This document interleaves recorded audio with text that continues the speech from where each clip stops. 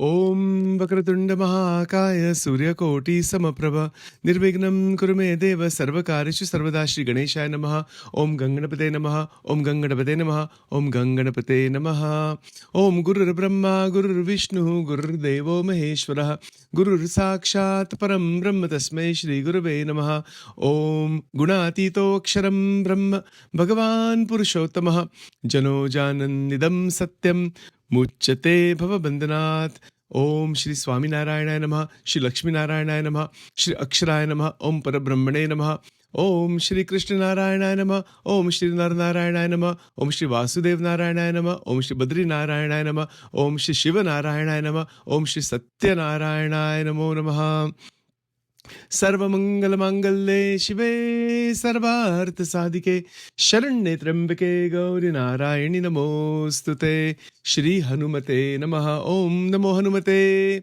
Bhayabhanjanaya Sukham Kuru Hat Swaha. Welcome to Nitya Satsang. Today is the 10th of January 2023.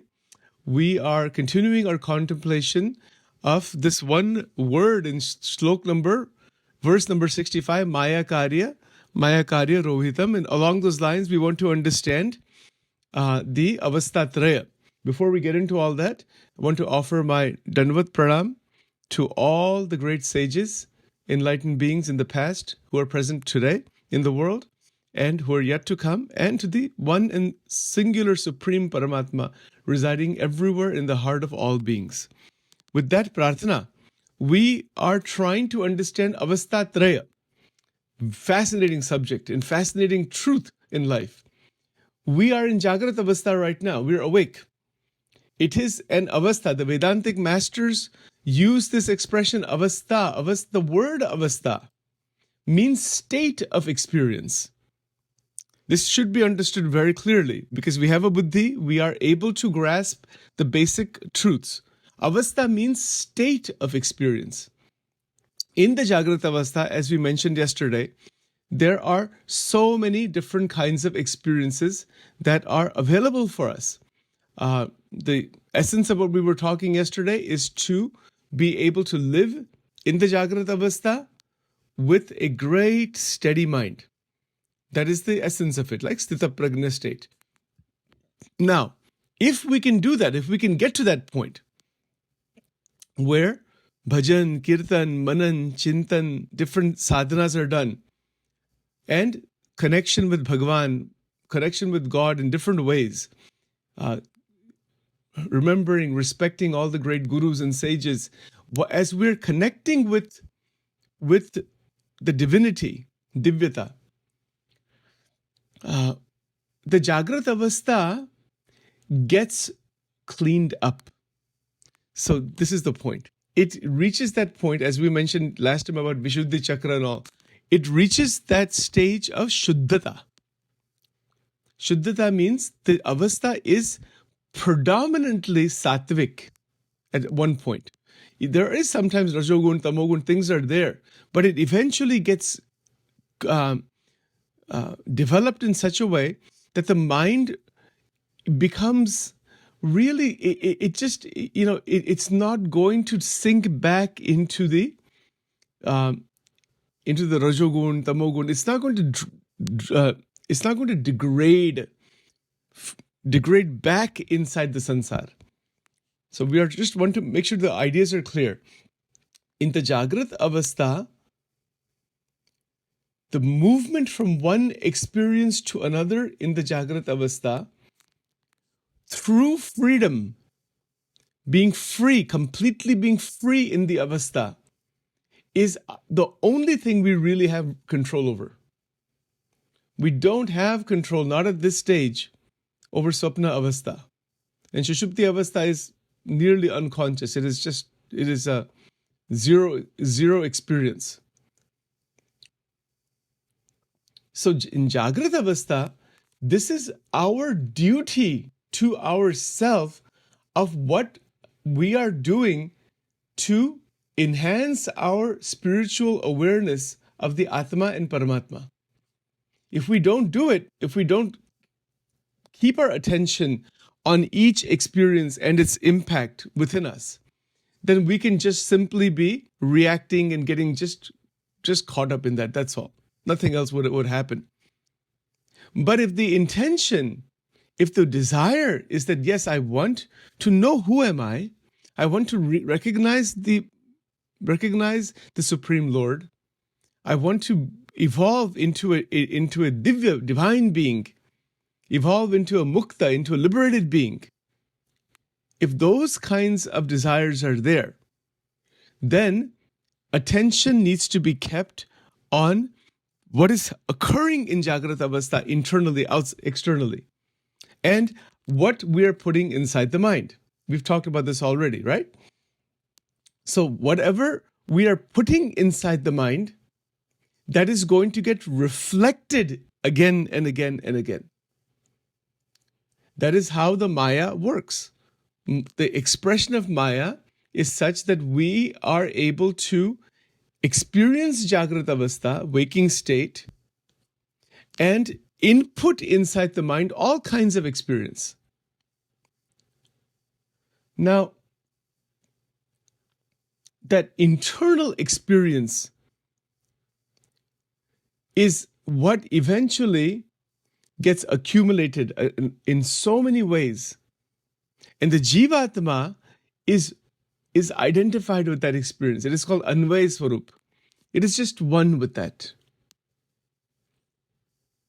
Because it is one with the whole content of consciousness, content of experience inside our own mind, inside our system. It lives in that world again and again, and then the body dies one day. That's all that happens in most people's lives. That's it. And then the causal body is there, and then the rebirth comes. So the great rishis stated, we can actually be on guard. The shield of awareness, to be on guard. What are we inputting inside the mind? What is our interaction in the Jagrata Avastha? And we can deliberately change it. We can deliberately change it by creating a certain boundary of experience, boundary within which we experience. So now see this point. If in life, to achieve anything, one has to create a boundary. For example, if one wants to become an astronaut and go into the outer space, they have to live within a certain purified atmosphere. They have to get training. They have to go learn so much. They have to be within a boundary to concentrate their mind, to gain the wisdom, the knowledge of how to become an astronaut and all that, and then they have to go through training in those pools. And there's so many things. They cannot spend 7 hours a day at Disney World and say, I'm going to become an astronaut by going through those rides. No. This is true with anything in life. If you want to become a great doctor, a great surgeon, a great lawyer, you want to be a great businessman, you have to put your energy in that direction and put a boundary around your experience. Is it true or not? I hope this is really clear to all of us, including me, especially me. The boundary of experience is not bondage. It is... Hold on one second. Okay, so to achieve any development, to have any development in any area of life, experiential boundary is necessary. A child sitting in a math class studying Algebra 1 has to go to that class regularly, has to read that one book, has to listen to the teacher, has to do the problems and all. That's a boundary of experience. Similarly, these boundaries are necessary to develop our knowledge, understanding, our functionality in the material world. We already do that in the material world. Now we have taken a bit further. If we want to realize the Atma, We need to recognize the full range of experiences in the bhautik jagat, in the jagrat avastha, in the material world is bhautik jagat, the full range. This is a meditation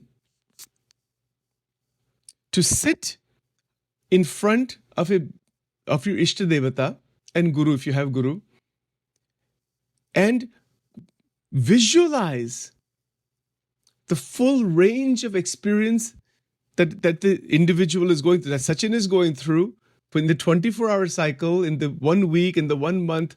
What range of experience do I have now? What is the force behind that experience? And what experiences do we want in terms of our ego and our desires, etc.? And what experiences are binding and what experiences are non-binding? What experiences are going to take us towards the Atma? What experiences are going to take us further into the entanglement of the world? These questions, you can ask yourself these questions openly. This is dhyan. It is a type of dhyan. It is a type of reflection. It is actually manan chintan. How to do it? Practical. Very practical. Sit either in a natural place with a nice, beautiful, nice jap mala. You can use a beautiful jap mala, no problem. You can go in nature, go in a park. You can stay in your home, inside your temple area, no problem. You can even do this even with a friend, like a close friend, no problem. You see? And we can also do it in a general sense in our forum here. But this needs to be done. If we don't do this, we will simply be running in the sansar. We will not reflect, wait a minute, that viveka, what Shankaracharya ji is saying, what Maharaj is saying in Vachanamrut, that viveka will not develop, that what ought to be done. What should I do? What should I not do? How should I think? What should I not think? So that is the discriminative state of the mind, the viveka in the mind, in the Jagrata Avastha. It is an avastha, no doubt. It is a state of experience. And the avastha is real, by the way. It is not some illusion. In some sense, from a higher Vedanta samadhi state or something, it can be seen as a projection or as an illusion. But that's a different matter. It is very real. And in the reality, a decision is made at every turn. Do I continue in my day-to-day experience based on my own desires and vasanas and all kinds of things that are going on? Is that really necessary? To what extent is it necessary? I have to ask myself. So it is the art of living, as I mentioned yesterday, without getting bound. That is the real thing. But that art doesn't come about just like that. It is going to come about when we first start this adhyatmic sadhana. We might be doing different sadhanas already. But as we're doing them, like in our morning puja, or we're doing mantra sadhana, or whatever we're doing, when we're doing that, take a few minutes and just reflect on the day. What experiences do I want in the day?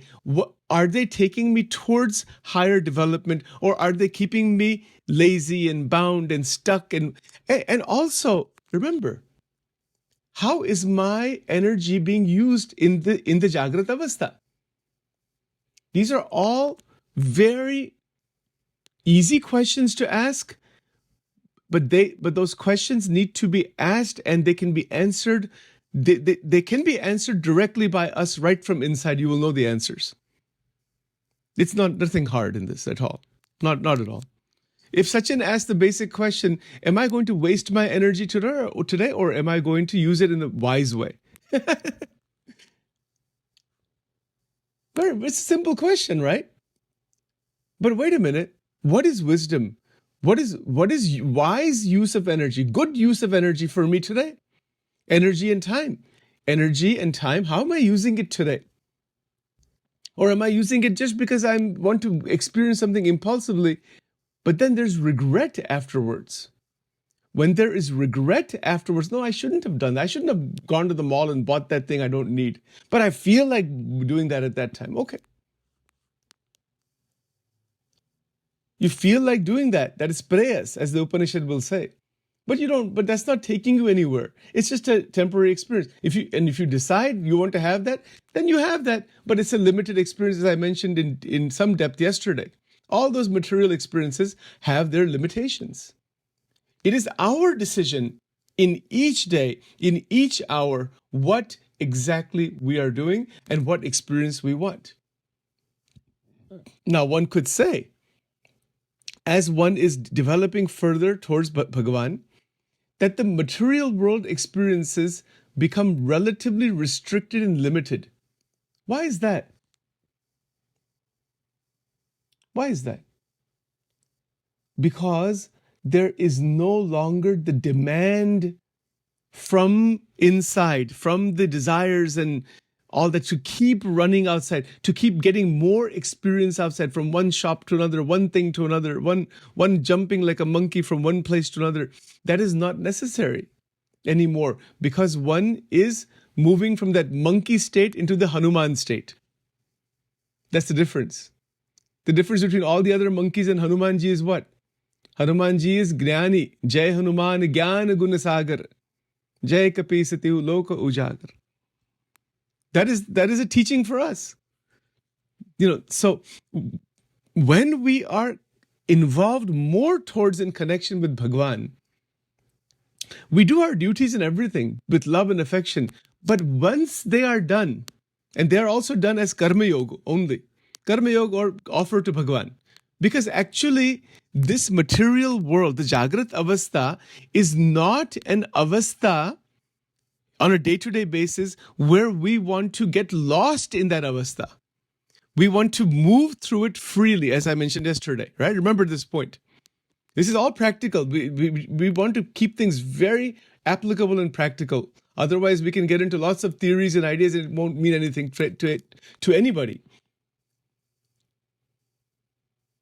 You see, so the practicality is that we are moving in this outside world, and the outside world is also moving in us. Both are happening. It is up to us to decide: am I in freedom or am I getting stuck? So, as we are continuing our day-to-day activity as karma yoga, as a karma yogi, and as we mentioned maybe last week or maybe 2 weeks ago, the desires are sakam bhav, like you want certain things to happen, right? Isn't it so? If you want certain experiences, you can pray for that, you can do sadhana for that and make effort for that. And we talked about the mantras and we talked about different sadhanas and all, how they work. And in that way, at some point, depending on your sadhana, you will get the fruit of the experience. That fruit that is generated is given to you by the grace of Bhagwan based on your sadhana and desires in the Jagrat Avastha. It is another one of these expressions of Maya, where you are getting what you are wanting, the object you want, the experience you want, you get that. Sometimes people go to the temples and they do the Rudram, right? As an example. And then they have this sankalpa that I want to have a child or I want to have this. They ask Bhagwan Shankar. Okay, you can ask. And if you want, you will get that, sure. But that experience you are wanting, to have a child, to have a home, to have the certain job or this or whatever it is, whatever, good business, yes. You want all those things, you can ask Bhagwan Shankar for that. Why not? You can ask the goddess for that. You can ask your guru for that. You can ask your Ishta Devata for that. Bhagwan Krishna, or whoever the guru is, whatever it might be, you can ask Sakam Bhakti. But ask Bhagwan. If you want to ask Bhagwan, no problem. You will get that. And is there anything wrong in that? No. There's nothing wrong in it at all. It is where a person is at that point. They need certain things. They want, the desires are there. You want certain things. Okay, you can ask. But once you ask, eventually what will happen, experiences in this life, they will settle in such a way that you will reach a stage of saying, I just want to experience just the divinity only, just the ananda of bhakti. Bhakti, bhajan, bhakti, kirtan, to be in that state. Other things are there. So even the asking eventually stops.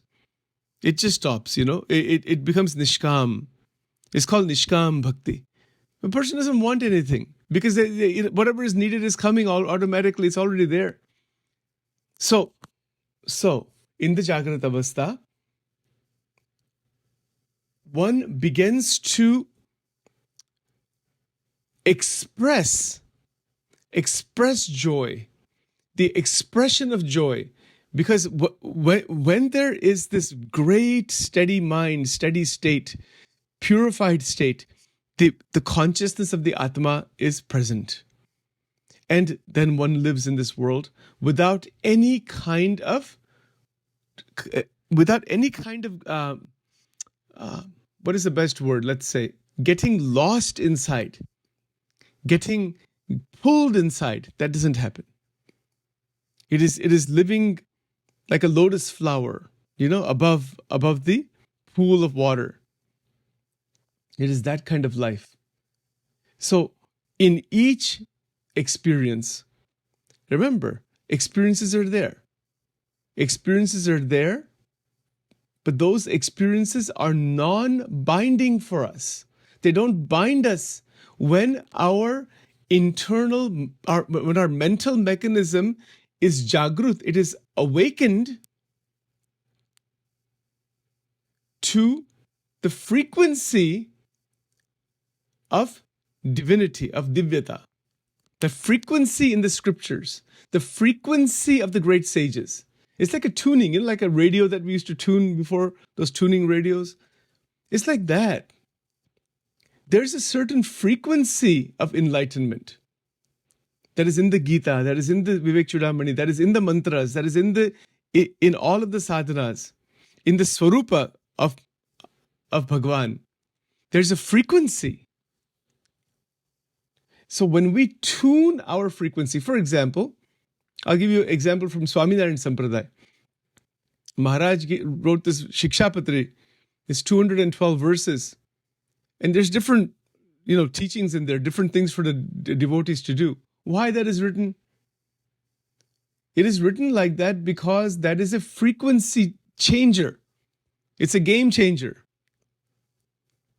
To live, to retune our mind and our body and our senses and our so many things according to the frequency shown there. And if we retune it that way, that opens the doorway into the Atma and Paramatma. The same thing is with the Gita. The Bhagavad Gita is a frequency changer. You see, but at the same time, if we go into the worldly experiences of all kinds that are rajasic, that are tamasic, that are sattvic, that are, you just name it, all different kinds of environments, that changes the frequency immediately. So it changes the frequency of our mind. Even if we're sitting with a group of friends and somebody starts, talking something in a very twisted manner about somebody else, and then people get involved in that, it changes it contaminates the interaction. It damages the friendship even. You see, so frequencies change right away. They change all the time. We are invited to a party. So when we go to a party and there's going to be, there's maybe just a birthday party, let's say. So it's a different environment. That's the way life goes, right? But it's a different environment. There's a certain experience there. So every experience of life has its own qualitative nature, its own quality. And that quality is programmed inside the mind. Isn't it so? This is very true. If we go to the mall, for example, we have Christiana Mall here. You go to the mall, when you go inside there, so many people are there, so many stores are there, and you have some good amount of money with you, and you're thinking, oh my God, okay, I can buy this, I can buy this. Wow, the mind is going and jumping in so many directions. Hey, chalta hai, we'll have some lunch, we'll have some pizza, have this, have that, Okay. What is that? That is enjoyment. Is the enjoyment real? Yes. It's not an unreal enjoyment. It is there. Is it a binding enjoyment? That's the question. Is it possible to go into different environments and not be bound, but to enjoy? Yes, that is called Leela. The difference between Leela and Karma is that much. A person goes into the mall. Simple example. But let's assume for a moment Bhagwan Krishna is with you. Actually. Not as a fantasy thing. He's a friend of yours, dressed up just like you. He's not, he has the flute in his bag. He's not going to be playing the flute in the mall. When we think of Sri Krishna, we think about the flute and all that, and the Mor Mugut and all that thing, right? But just assume for a moment he's taken a different form. He's just a friend of yours. And he's also going to purchase the same material and do everything you're going to do. What is the difference? Have you ever thought about this? You take Shankaracharya or Sajanand Swami or great saints or Bhagwan Krishna, Bhagwan Ram, or take Bhagwan Shankar with you to the mall. This is Adhyatma. We think of God in these temples. That's a serious mistake. God is not only in those. The temple is a beginning. It's not the end. When we go to the mall, when we go to a party, when we go to see family members, that is also temple. If you know what is meant by temple, what is the difference between Leela and Karma? Leela or Karma mein kitna farak hai?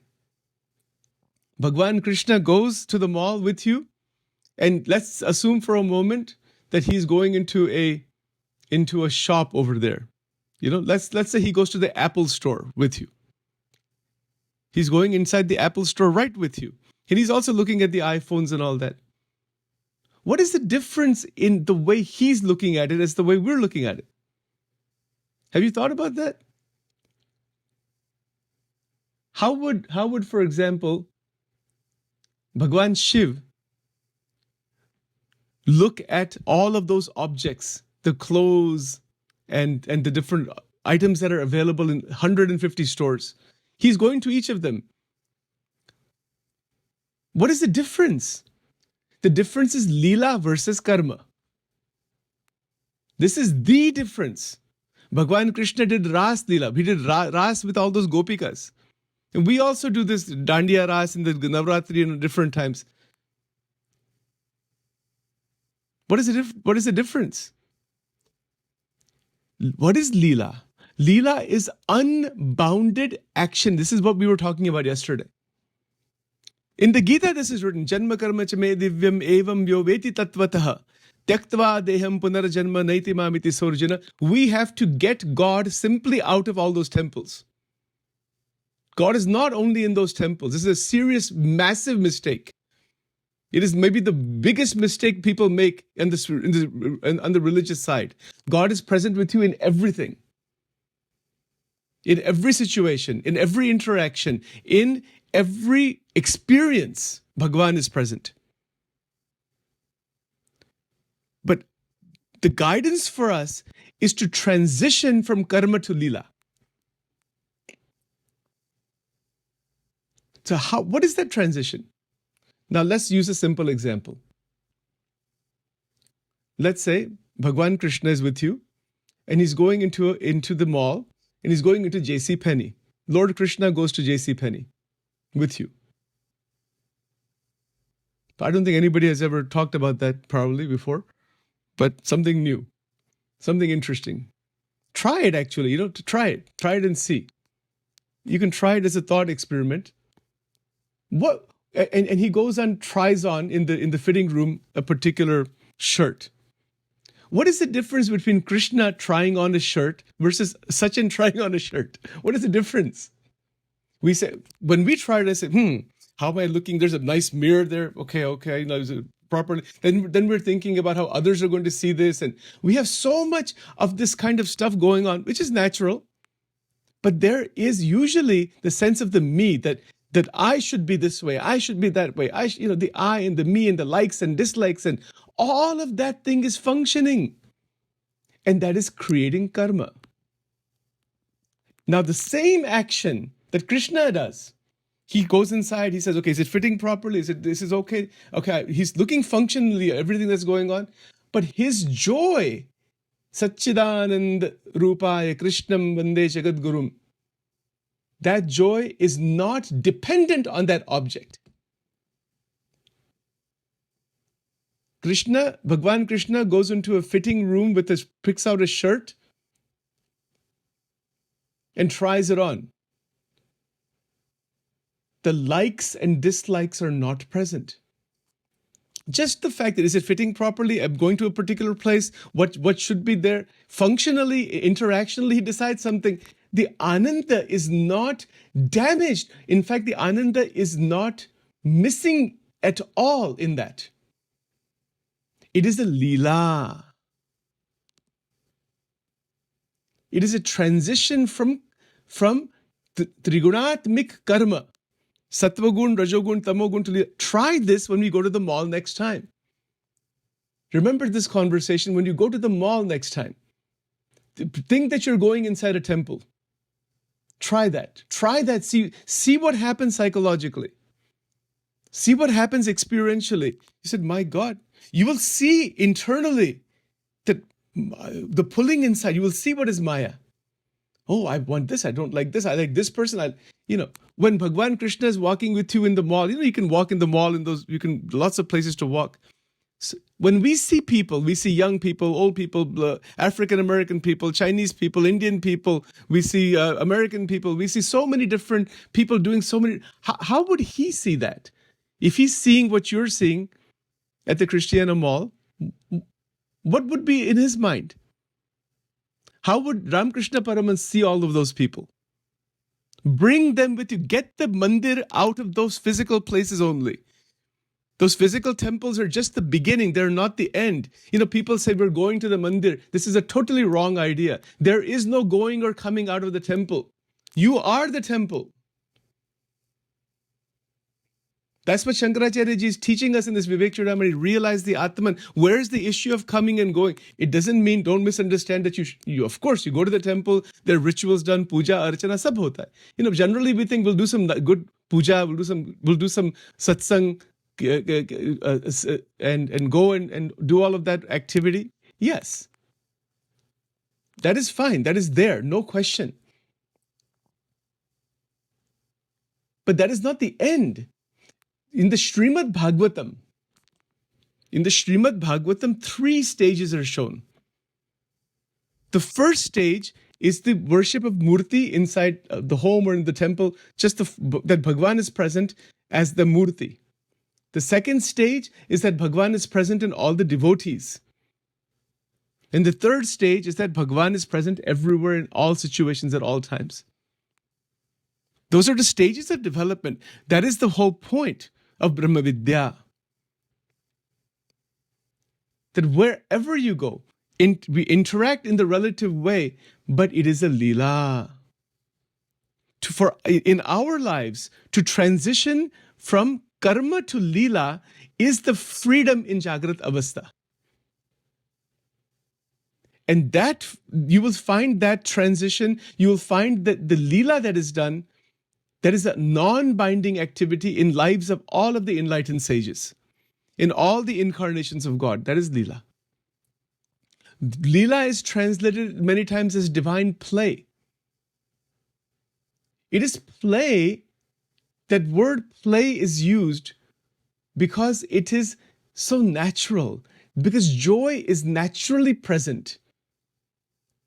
Like children are playing, they're bubbling and jumping and, they're innocently jumping and just enjoying the simple activities of life. There's a constant enjoyment. Bhagwan Krishna is many times called the supreme enjoyer, the highest enjoyer. Why? And he's also called, the soul kala sampurna. We get to those things in the future. But for us, in every action, in every situation, there is no going out of the temple. There's no coming and going out of spirituality ever. Because Jagrat Avastha is a creation by Paramatma for the Jivatma. The whole Avastha.